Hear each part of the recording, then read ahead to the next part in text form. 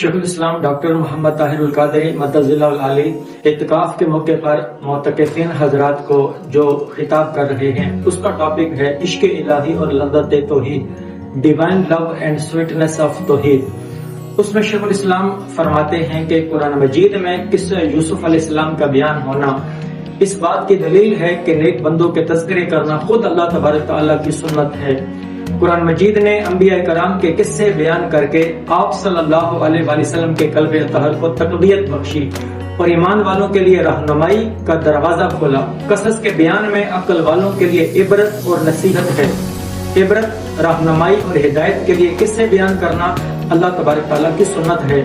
نوجوانوں کو چاہیے کہ ناول اور افسانے پڑھنے یا سوشل میڈیا پر بے مقصد وقت گزارنے کے بجائے قرآن مجید میں بیان کیے گئے قصص کا مطالعہ کریں، کیونکہ ان میں نصیحت اور بھلائی ہے۔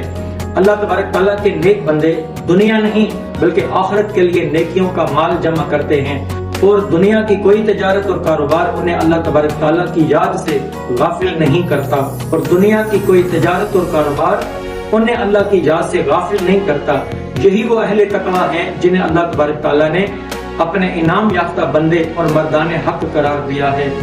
آپ لوگوں کو دعوت دی جاتی ہے کہ شیخ الاسلام کے جو خطابات اعتکاف کے موقع پر ہو رہے ہیں اسے آپ ضرور سنیں، اپنے ایمان کے بڑھانے کے لیے، اپنے فہم اور علم کے اندر اضافہ کرنے کے لیے اور اپنی زندگی کو بدلنے کے لیے یہ بہت ضروری ہے۔ ان خطابات کو آپ خود بھی سنیں اور لوگوں تک بھی پہنچائیں۔